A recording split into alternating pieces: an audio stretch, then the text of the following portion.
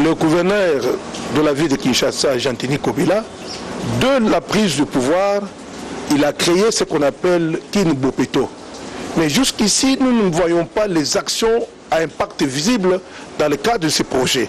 En tant que gouverneur de la ville, devrait intégrer l'assainissement du marché dans le cadre du projet Kin Bopeto. Il ne l'a pas fait. On ne sait pas si ce projet a été un slogan pour lui ou réellement il a voulu donner un souffle nouveau à la ville de province de Kinshasa. Je crois que le gouverneur doit à un certain moment donné faire l'inventaire de ses propres actions. Et j'invite également aussi l'Assemblée provinciale qui gère la ville de Kinshasa, les honorables députés, doivent aussi faire le tour, voir effectivement pourquoi il y a des immondices, pourquoi il y a des montagnes, des immondices dans la ville de Kinshasa.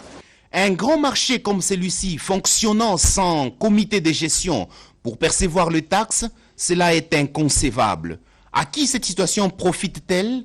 Vendre les produits de consommation dans un environnement pareil n'est-il pas suicidaire? À quand la fin de cette comédie? Que ceux qui ont la décision à prendre entendent raison. Le gouvernement Ilunkamba est en deuil. Harold Michel Mvunzimeya, mort le 16 décembre dernier, est une perte énorme. Le premier d'entre les ministres de la République, Sylvestre Ilunga Ilunkamba, est allé réconforter la famille de l'illustre disparu. C'est un reportage de Françoise Bouela, Pompomba.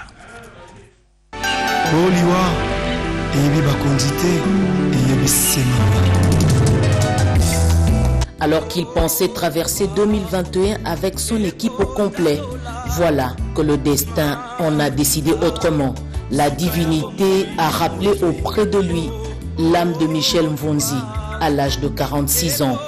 Touché par cette perte, le chef du gouvernement Ilunga Ilunkamba est allé réconforter la famille de l'illustre disparu le lundi 21 décembre 2020. Originaire de la province du Kwango, Harold Michel Mvunzi occupait jusqu'à sa mort le poste de ministre délégué en charge des affaires coutumières auprès du vice-premier ministre, ministre de l'Intérieur.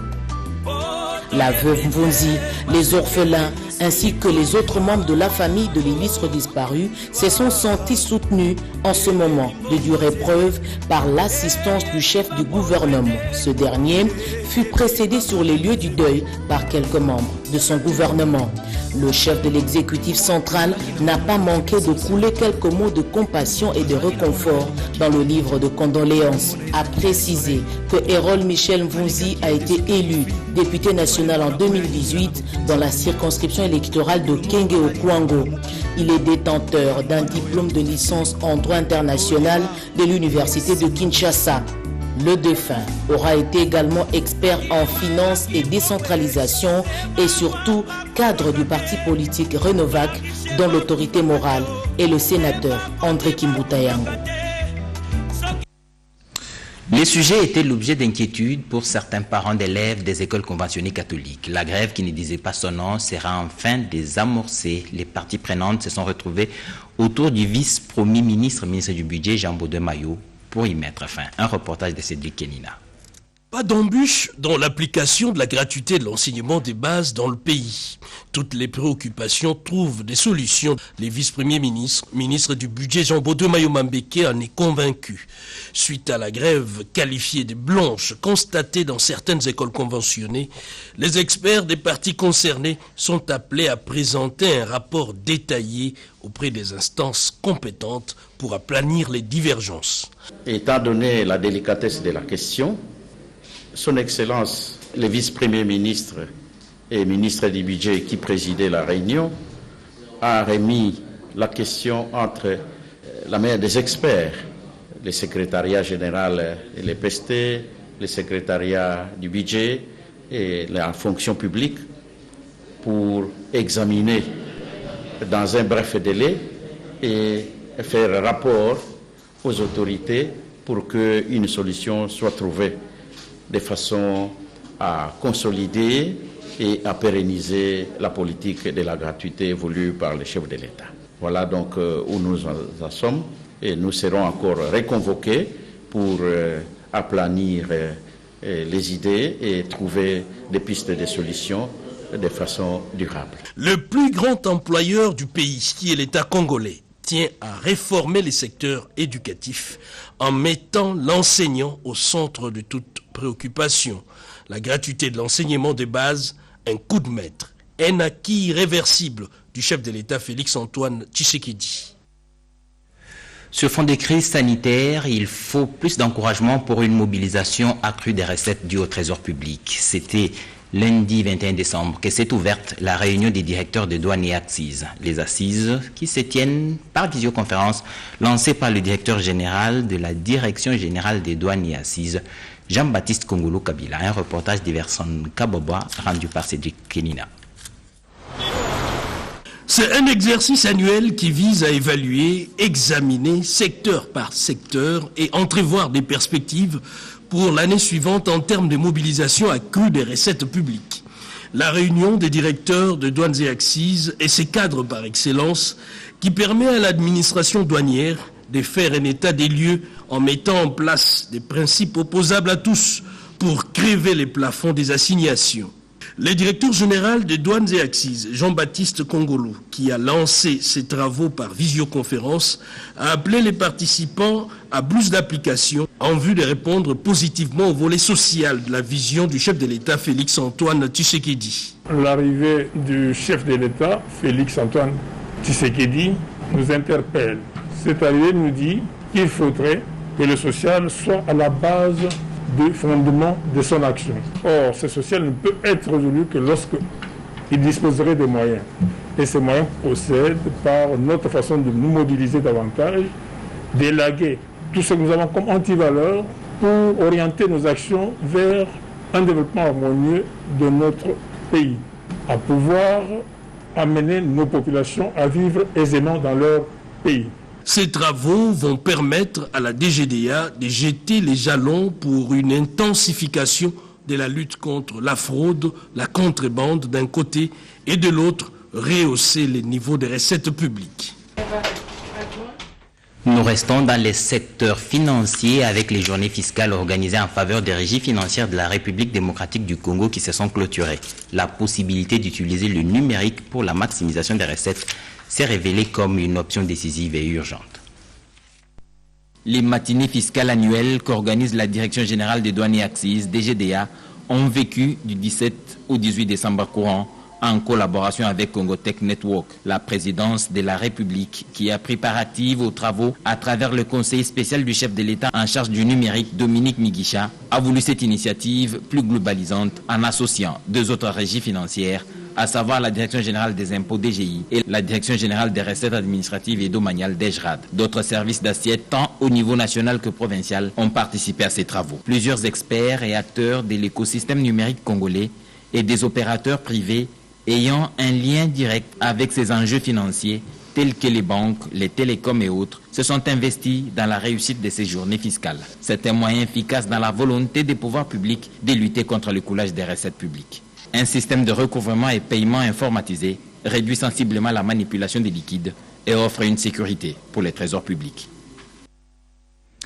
Les travaux de l'Assemblée générale du réseau des femmes d'Afrique francophone pour l'atteinte des objectifs de développement durable se sont ouverts par visioconférence. La ministre d'État, ministre du Genre, Enfants et Familles, Béatrice Lomeya, a rappelé l'engagement du gouvernement de la RDC dans la mise en œuvre du nouvel agenda international de développement à l'horizon 2030 pour l'éradication de la pauvreté en vue d'assurer la transition vers un développement durable. C'est un reportage d'Yvette Makuntima. Les objectifs de développement durable est un appel à l'action de tous les pays moins nantis et riches afin de promouvoir la prospérité tout en protégeant la planète. Les nations du monde s'apprêtent à reconstruire leurs économies après la Covid-19 grâce au plan de relance de l'économie.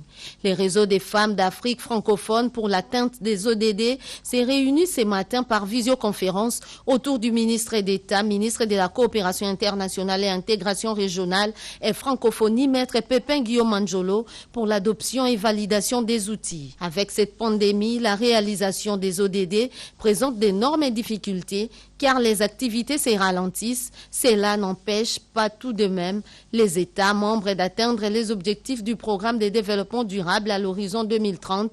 La ministre d'État, ministre du Genre, Enfants et Familles, Béatrice Lomeya Atilité, s'est montrée optimiste. Mais rien ne peut freiner notre détermination collective à offrir les meilleures opportunités à tous, à créer de l'espoir pour les millions de femmes, à mettre fin à l'extrême pauvreté et à offrir à tous un avenir meilleur. En septembre 2015, les 193 États membres des Nations Unies ont adopté le programme de développement durable à l'horizon 2030, intitulé Agenda 2030. Il porte une vision de transformation de notre monde en éradiquant la pauvreté et en assurant sa transition vers un développement durable. Mon pays, la République démocratique du Congo, s'est engagé, en même temps que les autres nations de la planète, à mettre en œuvre le nouvel agenda international de développement à l'horizon 2030, connu sous le label Objectif de développement durable ODD en cycle.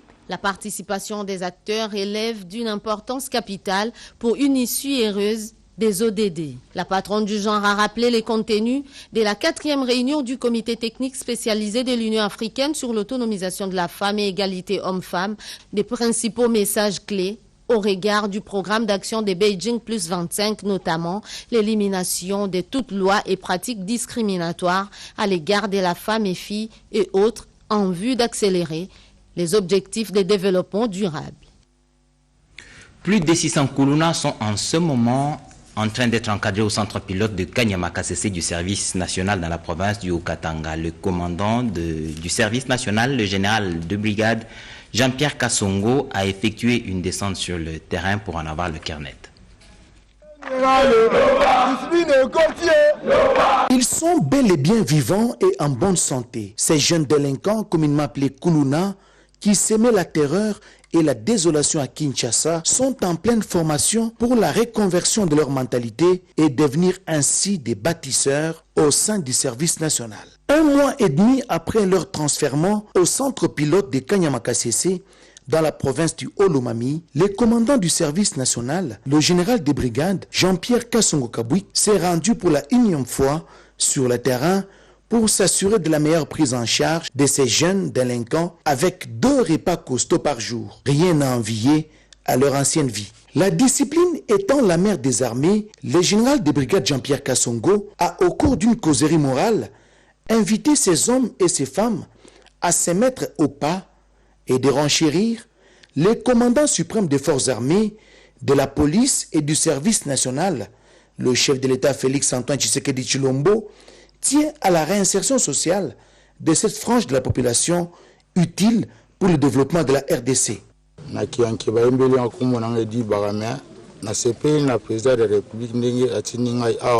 Je suis Edi Bara. Je suis content de l'acte posé par le chef de l'État Félix-Antoine Tshisekedi à notre endroit. J'ai été un délinquant d'Ikoulouna, j'usais des machettes et autres armes blanches contre les paisibles citoyens. Maintenant, je suis un homme nouveau, en bonne santé et utile pour la société. Les gens qui me suivent peuvent se rendre compte.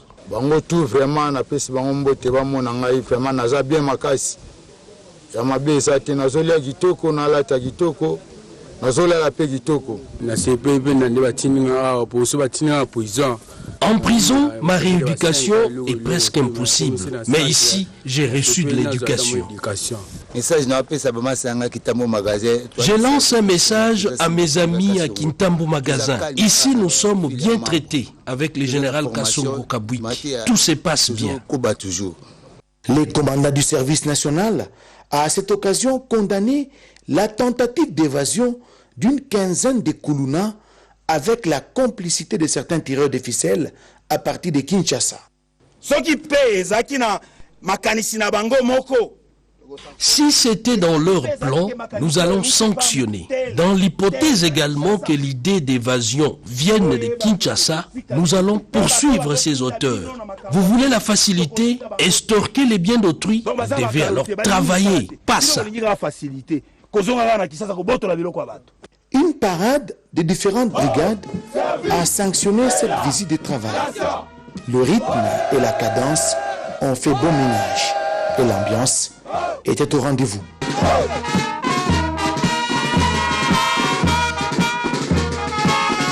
Prière au général Kassongo de poursuivre cette entreprise pour nettoyer la ville de ces individus qui pourrissent la vie aux paisibles citoyens. La ministre des Affaires sociales, Rose Boyata, a visité les centres de formation des Lingwala Bandalungwa. C'est pour s'assurer du bon fonctionnement de ces services sous sa tutelle. C'est dans le cadre du système d'information et de gestion d'éducation que l'UNESCO, avec le projet de développement humain de la Banque mondiale, ont appuyé le ministère des Affaires sociales dans la collecte des données statistiques et surtout dans l'éducation non formelle à travers toute la République. Ainsi, tous les centres qui accueillent filles et garçons, femmes et hommes, par le rattrapage scolaire, alphabétisation, apprentissage et formation professionnelle, sont répertoriés à la Direction générale des GNF pour un annuaire statistique actualisé. La ministre des Affaires sociales, Rose Boyata, s'y est rendue pour en apprécier la portée. Nous avons envoyé les agents sur terrain dans toutes les provinces de la République. Ils ont ramené des informations, les données qui sont en train d'être mises dans les outils informatiques. Maintenant, là, je suis au CPS Lingwala pour voir un peu la réhabilitation. Je suis venu voir ensemble avec la direction générale de l'éducation non formelle comment est-ce que les enfants vont reprendre les cours et dans quelles conditions. Nous commençons d'abord par Kinshasa et nous avons déjà des provinces qui sont ciblées. Nous allons aussi commencer à réhabiliter les autres salles, les autres centres de promotion sociale de l'intérieur du pays. Après, la ministre s'est rendue sur le terrain pour palper les réalités des centres de promotion sociale réhabilités à Lingwala, à Kasavubu et à Bandalungwa. Rose Boyata s'est félicitée de l'état du travail accompli. Pour les centres qui ne sont pas encore réhabilités, ils peuvent compter sur le dynamisme de la ministre des Affaires sociales dans la vision du président de la République, le peuple d'abord. Il s'est ouvert hier lundi 21 décembre 2020 l'atelier national pour la validation du plan d'action du cadre national pour les services climatologiques de la République démocratique du Congo. Nadine Kilocho y était et il nous fait ce reportage. Le sommet de Rio de Janeiro en 1992 avait permis aux experts de la climatologie de fixer un cadre mondial de la climatologie. En son temps, il avait été recommandé aux institutions nationales de fixer pour leurs pays respectifs une feuille de route des urgences à accomplir sur le plan national afin de lutter ensemble contre le phénomène du changement climatique. En République démocratique du Congo, la charge revient à la Metelsat.